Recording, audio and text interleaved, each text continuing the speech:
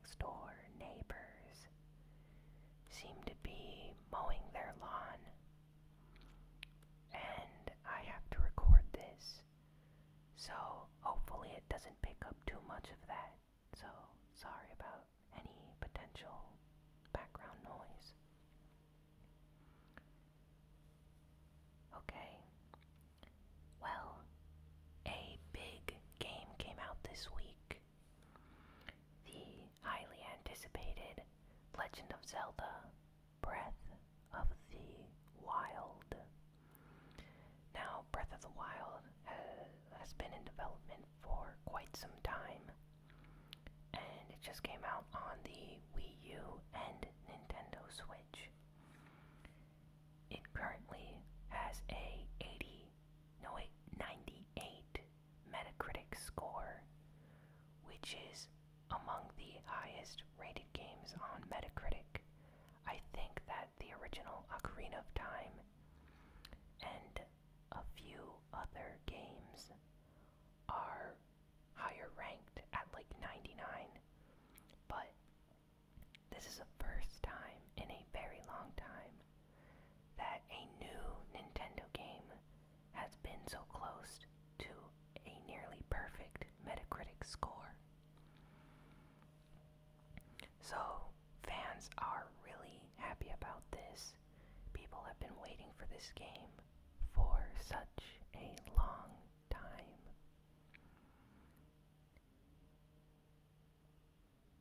If you have read any reviews, you would know that people are praising the open world.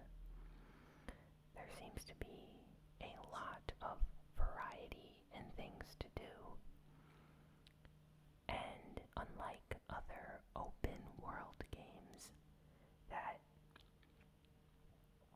have a generic open world that doesn't feel like it's actually lived in, this one is almost perfect. People are saying that everything breathes in this game, hence the title. From the trees and wildlife and enemies you encounter, everything in this game is beautiful.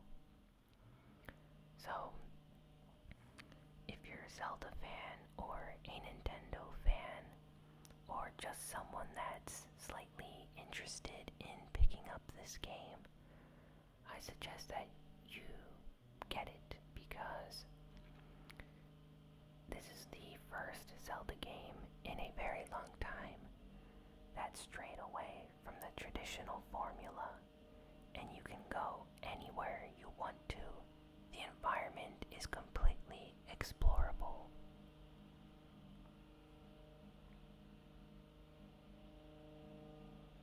Another big game released this week is Horizon Zero Dawn. This is an exclusive for the PS4, and it has been receiving great reviews as well. Not as high as Breath of the Wild, but still very good scores. The graphics in the game are amazing. People are praising the performance, like I think the game maintains a consistent frame rate.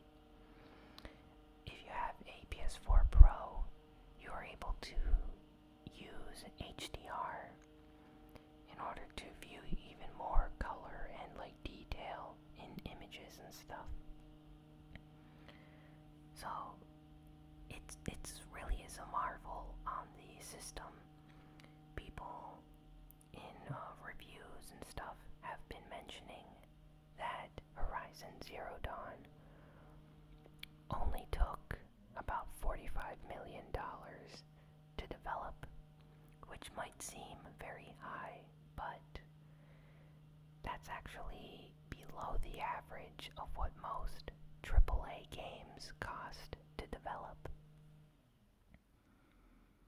So, with a smaller than average budget, they were able to create a game that blows just about every other exclusive on the PS4 out of the water. just that budget, and I don't know, I think it says something very special about the developers. If they can deliver a game that looks so beautiful and detailed, and the combat and gameplay is very fluid and intuitive, so it really is insane just how well the game runs. I think that this is a potential Game of the Year contender, similar to Legend of Zelda Breath of the Wild. Well, the Nintendo Switch launched this week, and I did an unboxing video for the channel, so be sure to check it out if you are interested. But yeah, early impressions by me and just about everyone else on the internet are quite positive. There have been some things that are popping up that people have been disliking about the system.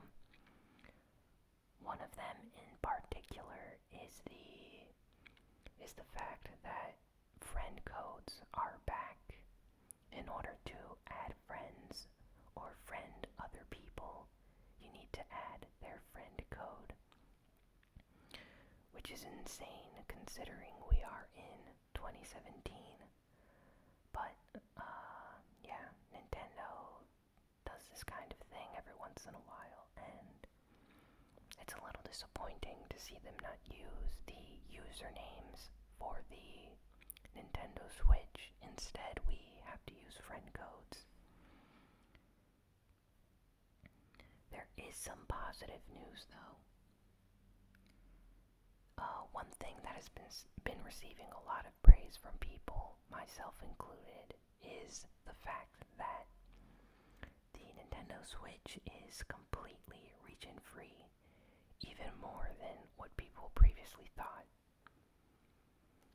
You can now access the eShop for any country around the world, and it's extremely easy to switch accounts.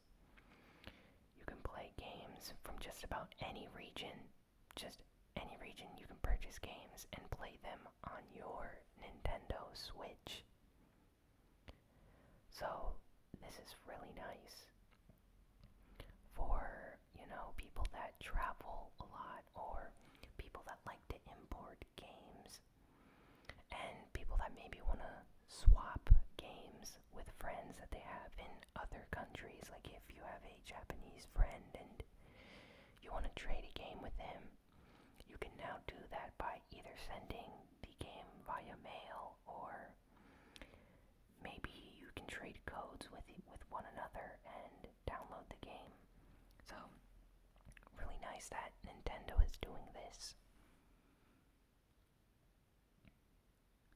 Sony is trying to counterattack the Nintendo Switch launch this week in Europe. They are lowering the price of the PlayStation 4 Slim to about 200 euros, I believe. And by doing this, they predict that they're going to be able to take a small share of the sales that would have gone to the Nintendo Switch. There are a lot of Nintendo fans online that are very critical about this decision by Sony, but this is a business, and competitors, it's always a good business decision to lower the price of your current model, console or system when a competitor's system is coming out, because inevitably you are going to take some of the profit and potential customers away from the new system. So even though I would like to see more Nintendo Switch units sold, it is a very smart move by Sony to lower the price of the PS4 Slim, so people will buy that instead of a Nintendo Switch this week. Well, just received a new update this week with some balances and changes, and Blizzard has revealed a new character called Orisa, and I hope I'm pronouncing that right. It's not Orisa, I think it's Orisa, but she is a robot created by Numbani Industries, which is a company in the game Overwatch. And she is a tank character, so it's a robot tank character. You can defend your allies with like shields, and you're able to use special abilities to slow down your enemies and use missiles and other means of attacking your opponents. So, really interesting tank character. I think she's going to be great for people to use and maybe have on your team. So, I'm really curious to see how this changes Overwatch, and if a lot of people are going to start using this new character.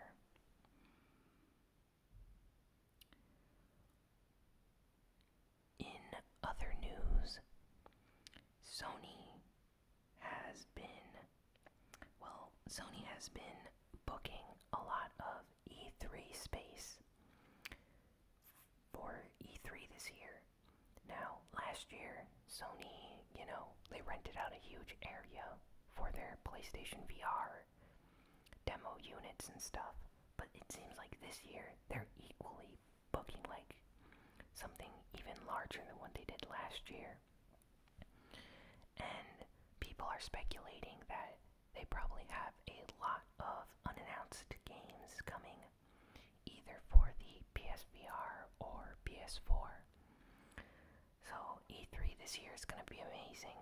I can't wait to see just what they have in store for us in terms of announcements and that kind of thing. Pretty sure that they have a lot of exclusives and things hidden under their sleeve, and Nintendo has a bunch of stuff they're going to reveal this year at E3 as well. So it's definitely going to be an important E3 for this generation going forward. So can't wait to report on all the news and stuff when that happens. Well, that's all for game news this week. Let's check geek news. Now, geek news for the week. The Alien Covenant trailer. There's like a second trailer of sorts. It's like an official trailer finally. We had a lot of teaser trailers, and we did get an official trailer, but this is like an extended version. It looks amazing. I can't wait to see it. It added a bunch of new scenes. It looks like it's trying to be a mixture of Alien and Aliens, mixing like action with the horror thriller elements of the first Alien movie. So I'm really curious to see where they're going to take the story in this movie, and it looks like it's going to be good. So can't wait to see that. And Ghost in the Shell had a new trailer release again. This time it's a 3-minute trailer. It really shows off a bunch of new action scenes and characters. I can't wait to see this movie. I love the cyberpunk genre, whether it be video games, movies, comic books, manga, anime, anything cyberpunk I usually really like. So this is gonna be great, and as a fan of the original movie, I think they're gonna do it justice. So I'm keeping my fingers crossed for that. Netflix, curiously enough, they teamed up with Will Smith for a new Netflix exclusive movie called Bright. It's called Bright. And it's like a sci-fi action fantasy movie. it combines like science fiction, weapons and stuff like that with classic fantasy villains. It's basically gonna be like a cop, detective, action drama with fantasy elements thrown in there. So really curious mix. We see like a bunch of like darkness or like evil beings appearing in this trailer. Will Smith apparently has like a sword and he's gonna be fighting these guys. So it looks really interesting, and as someone that enjoys fantasy movies, Will Smith is a great actor, so I'm really curious to see what Netflix does with this exclusive movie going forward.